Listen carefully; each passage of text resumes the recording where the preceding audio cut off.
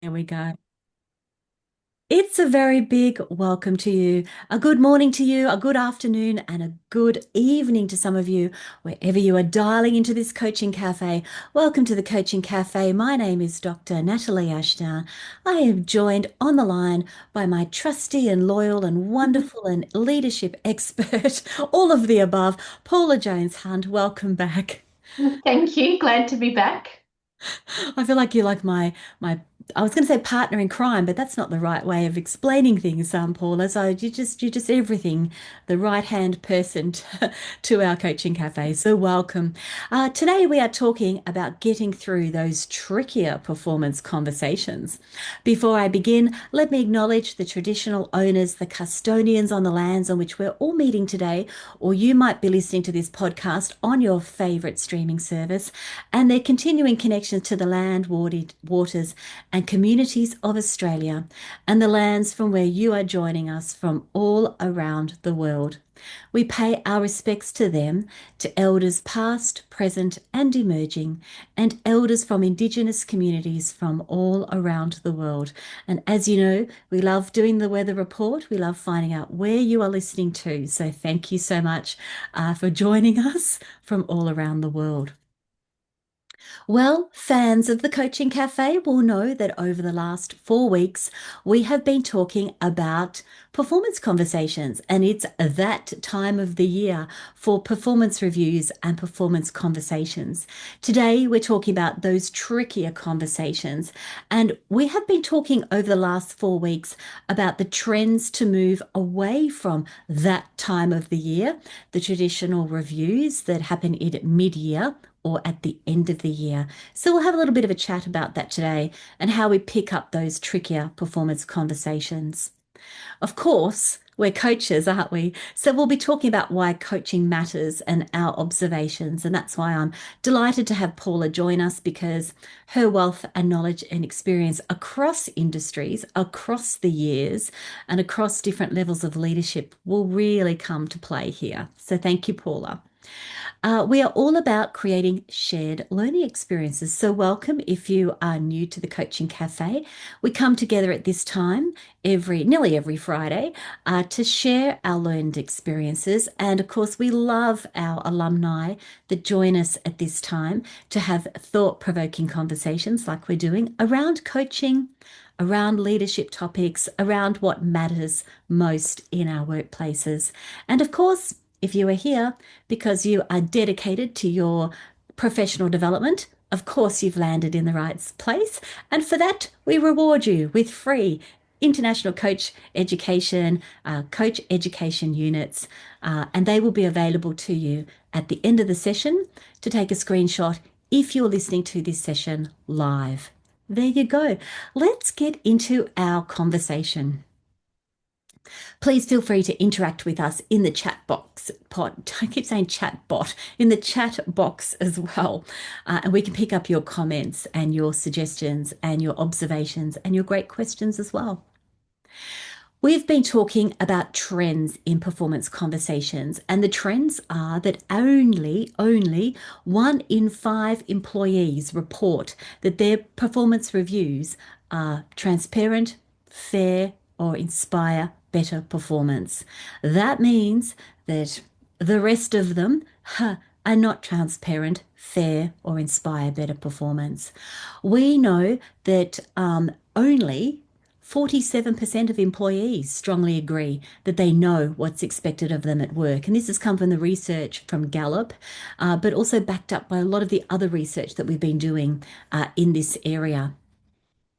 We know that 56% of employees review their performance goals formally at least once a year, which means that there's a very large percentage of people who are doing what we prefer, which is those regular conversations. So, not just leaving it to once a year or the midterm reviews, but are having what we advocate for, which is regular conversations, ongoing one-on-one conversations, be they weekly or fortnightly or monthly, so that we can address performance and high performance and potentially underperformance on a regular basis rather than just getting to the mid-year review and getting the shock, or getting to the annual review and getting the heart attack, as I like to say.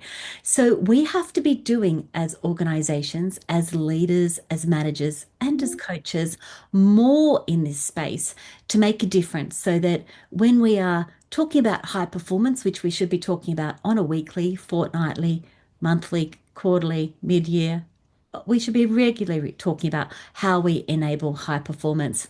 That when we do that, we're transparent, we're fair, that the conversations are inspiring better performance. And of course, never has there been a better time for coaching to be doing that. Paula, just getting your initial thoughts because we are going to go and talk about the trickier conversations, but any initial observations you want to make that you have been making about these trends over time, not just Yeah. recently, but many years? What are you thinking? Yeah, it's quite interesting because I actually have two examples, the real life examples. I had a friend who told me about their friend who had a performance review, and it was what was raised was that they were going on a performance improvement plan because they were late 3 times that year. Um, that just and my friend said, "But Paula, I've been listening to you all this time, and you told me that's not how it works." And I said, "Well, that is shouldn't be how it works." So there's oh my goodness, sometimes these conversations are still happening this way. And then I had a conversation with a friend who talked about the amazing conversation they had with their manager about their performance and how great they felt coming out of it because they talked about all their strengths and what are their goals and how are they going to work towards this and she actually came out revived from the conversation. So it's just that it's the when it's great, and when it's not great, it's not great, and it's how do we help everybody move to that great space. Oh, I love what you're saying. And of course, we had the whole conversation just last week about strengths-based conversations. So it's so wonderful to hear it. And we talk about these things, Paula, because it's what we are implementing in the workplace. It's what we coach managers and leaders to do in the workplace. So when I hear, live examples like you're talking about, it's really wonderful. And we saw the reaction on the chat too. It's like gobsmacked. It's like, what? I can't believe that first of all, that employees that organizations are using performance reviews and performance improvement plans for only for remedial because we want to put performance plans in place for everything for our high performance, but for that reason that you've offered for meeting being late to meetings 3 times, that doesn't sit right at all as we can see in the reactions to what we've seen in the chat there. Well, thank you for sharing those live examples. It's one of the wonderful reasons why we come every week is because we can get the live examples that just happened this week because we're live and we're practicing as we go. Well, let's talk about those trickier conversations, and I want to talk about what makes the performance conversation trickier. Now, I'm using the word trickier because, it's kind of a way of saying that they're not easy, they can be a bit tricky. So we want to see what we can do about this. And I've tried to break it into different categories, and one is around overrating. So people have inflated ratings of themselves or unrealistic expectations. And because of that, it could be difficult to give honest feedback, or the person is not really being honest about their performance. And then on the other hand, you have the overrating, as a big part of the underrating, where there's really good work, but it goes unnoticed, and there's low confidence and there's disengagement, and the motivation drops. So you have both of those trickier, where I've seen people, Paula, where we're trying to lift people because their work actually is great, but they're underrating themselves, as opposed to there's a difference in your expectation of your performance and what I am actually seeing in reality. And that's where low self-awareness comes into it because people have perhaps low self-awareness, limited insight. They become defensive when you're actually talking about the differences about where we want you to be and where you are now, and they don't see the impact on others as well. Paula, you've got two different ends of the performance conversation continuum there. What are you thinking that's happening there? There was another example this week around the underrating space, and I think sometimes it comes back to the fact that we are working at such fast pace that when we actually achieve things, we don't recognize it. And Mm. so the end of financial year is a really great example of this. People work seriously hard into that end of financial year period and then rock up the next day and go, well, it's the new year and we'll just focus on looking forward without recognizing the work that they've done. And then they go into a conversation, and because they're not recognizing it along the way, they're not bringing it as examples into the performance conversations they're having and taking a moment to really reflect on it.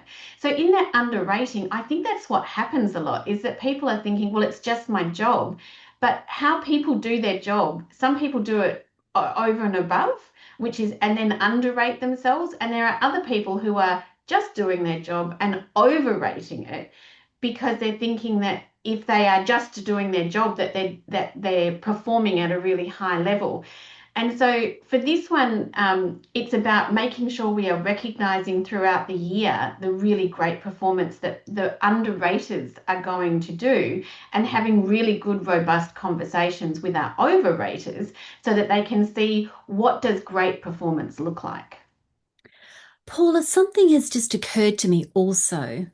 Um, in what you've said, particularly around the end of financial year, and if you're only doing a mid-term review, people are so tired. You want me to, talk about all the great things I've achieved, but I'm just so tired. So it's really interesting, isn't it, then, that we really, another reason why we should be capturing the performance and making these adjustments as we go along. Because if you're only doing it at the end of the year when it's holiday season, Christmas time, for example, or mid-year after end of financial year, it's really not even really good timing, is it? From people being tired and stretched, and that's when we see reviews being put off and done later. So I don't think there's any good time to do a 6 month review or a 1 year review when you think about it from that point of view. So, Well, yeah. and if you think about if that you've got, lots of organizations need to have it done before the end of financial year because then they work out salaries and bonuses. Mm, So mm, we've got managers and leaders trying to finish off the year so that they've captured everything and they've mm. done all the things they need to do. And if regular conversations are not what they're doing, it just adds another level of burden for them. Whereas if they are doing regular conversations, it would reduce or it wouldn't add any extra.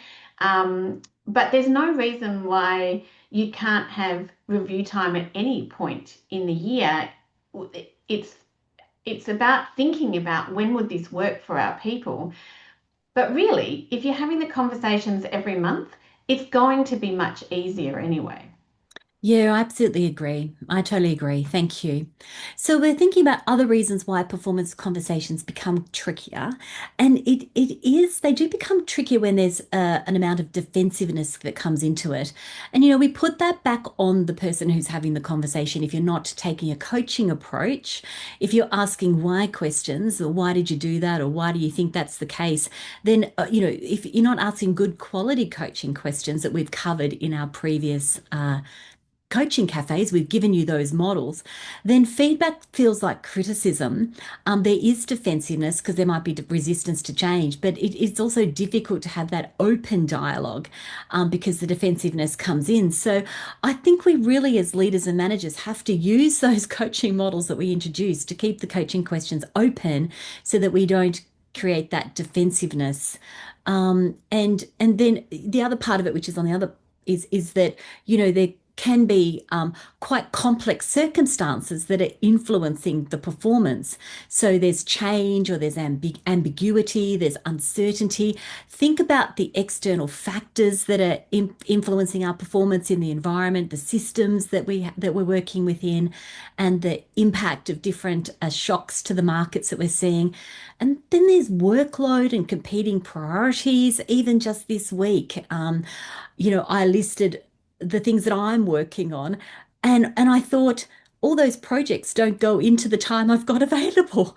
So, what are my priorities? And there's complex things that are happening internally with change and externally change in our market that are making all these things more difficult. Paula, you've seen a lot of this in the coaching that you've even done over the past couple of weeks, I know. Yeah, and I actually think this links back to trust. So, if Mm, from a leadership perspective, the employees don't trust you, or they don't trust the organization, or they don't trust the process, it makes the conversation harder for the leader because the person will be defensive about it. If people don't understand what's the reason for the conversation, um, or there is that complexity to when we link performance to remuneration and we have got we know that the cost of living and all of those sorts of things are linked to it. People are bringing meaning into that conversation that the leader may not even know about, and it adds in to that level of complexity. But I do think that defensiveness space comes from where is the trust? Where do I trust my manager? Where do I trust the fairness in the process? mm. Where do I trust that my best interests are being considered? Am I trusting the information that's being utilized? Yes, of course, Paula, and everything you're saying around trust, it's backed up by everything we see.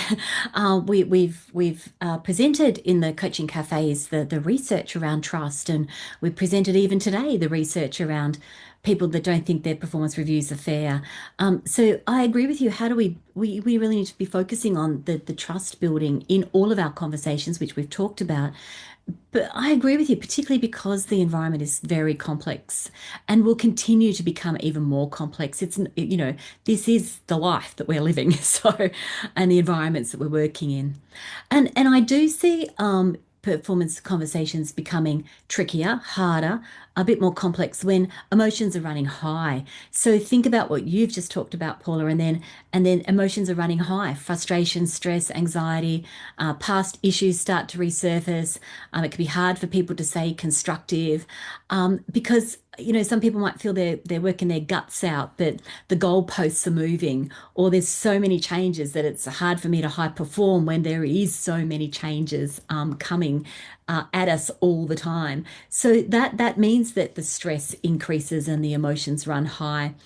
And we need to be aware of those things as well, because if those things are showing up in gaps in performance, then we can probably do something about that. Like if there's a skill or a knowledge gap, that makes the conversation a bit trickier, but we can do things around that. These things we talk about actually lead to people inconsistently performing, and then potentially the standards are not met, and that's when we need to be aware of what's happening, and then what are the expectations that we need people to move towards, and then how do we coach them to actually get there. So yeah, we're definitely, and we've got some really great conversations coming through the chat here as well, Paula. Mary says there's always the idea that an employee has high health self-esteem, and not necessarily the work performance to match. It's very tricky conversations to be constructive if they've got high or lower self-esteem, and the work performance is not matching. So I agree.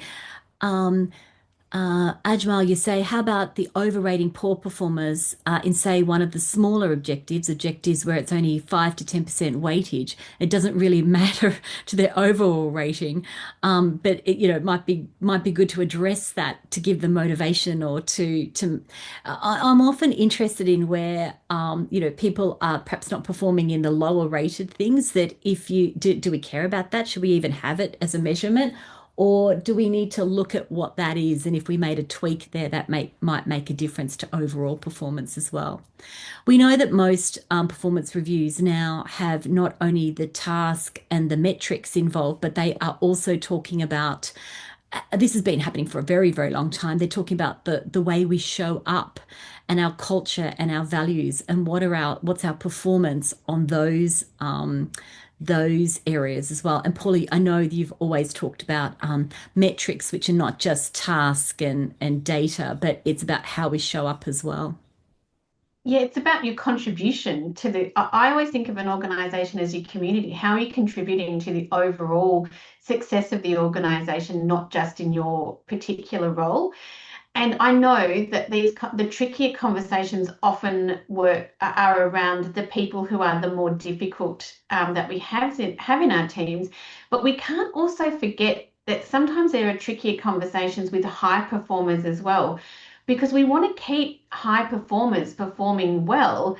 And sometimes that trickier conversation is because someone will go in and they're thinking, well, what's my next step? But there's not quite the next step for them, or what's the next challenge for them. So I also caution people about not just spending all the time thinking about the people that it might be a more difficult conversation for, but really thinking about how do I make every one of my conversations a really great experience for that employee, for my staff member, because even the high performers need love as well. Everybody needs to know that the work that they're doing is valued and that they can, and what is their contribution and how do they continue that connection into the organization.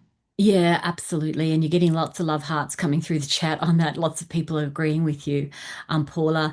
I think I really do agree because quite often people just let their high performers go, you know, without actually acknowledging their performance, without actually congratulating or celebrating their success of what they've been able to achieve. So yeah, I totally agree. We need to be taking a coaching approach and a performance approach to all of our people, not just the tricky people or the ones that we think are not performing. So definitely. And Philip has pointed out, and it is something that we totally agree with. He said in capital letters, there should never be a surprise in a formal performance review. Should never be a surprise.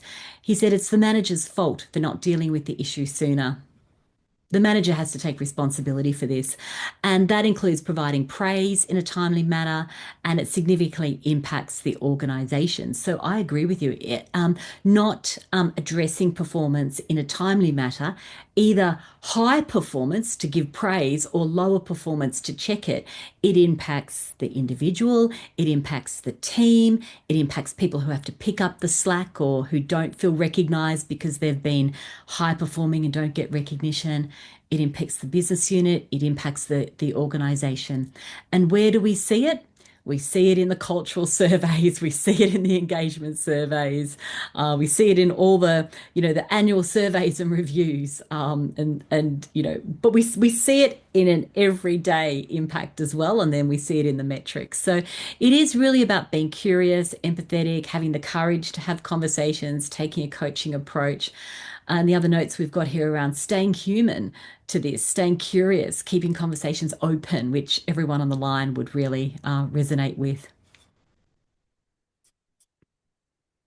Paula, we have been saying for a long time now, but really emphasizing it this year in particular, that never has there been a better time for coaching.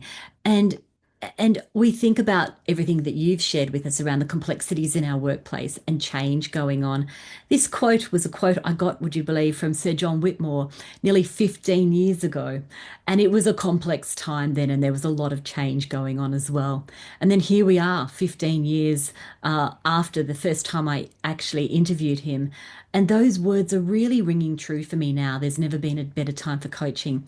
Why don't you take us through what we've been talking about here?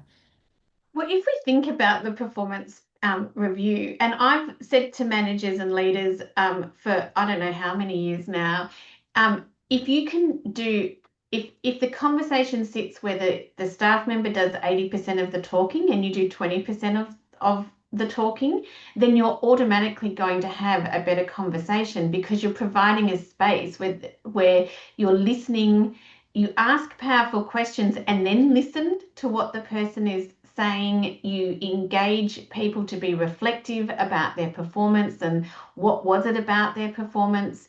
And when you think about those trickier conversations around the overrating, getting someone to work through that. So, what was particularly difficult about it? Allows them to work through it without you necessarily having to say you're overrating. Because when you get to it and you can look at the wording of of what the ratings are, you can actually work back and go, well, what you've said here fits in here because that's what they've talked about. It gives them that insight without you necessarily having to give the insight to them. It allows you to build trust and empowerment, and the growth comes from the person working through and reflecting on what they've done throughout the year rather than you telling them what they've done throughout the year. And that the powerful questions is the key in here for me. And it's not about it's about asking really great questions that dig in further than the surface level approach. Yes, I think everything that you're talking about so important. The listening skills we bring, the powerful questioning, the ability to in conversations to allow people to reflect and get insights, the opportunity to refocus on what matters. That's all part of the conversations we're having on a regular basis. And I agree with you, Paula. That supports the growth and the trust and the empowerment that we're actually looking for. And if we're using those that coaching mindset, the coaching tools, the coaching approach, bringing these attributes which we know of as coaches, then we hope and we think we will move the data, move the metrics on this. And our workplaces will be better workplaces, won't they? Because people will be more engaged. They know what's expected of them. They know what it means to high perform and more motivated to achieve that as well. Yeah. Well, we know that it makes a difference. You know it makes a difference, and it's our jobs, isn't it, as leaders and coaches to go out there and continue to make the difference we're making. And of course, if you are looking for your education in the next 6 months, and you can think about your certificate for in workplace and business coaching, you might want to think about stretching yourself to the diploma of leadership coaching. Think about executive coaching for the people that you're working with as well.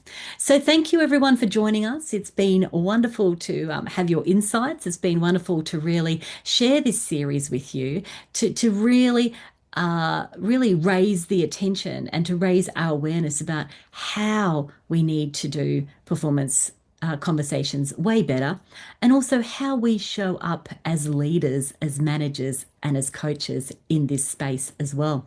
So I thank you again, Paula, for all your insights. Very, very valuable. And thanks everyone for joining us. Happy Friday to you if you're listening to this live. And we always say, enjoy your coaching.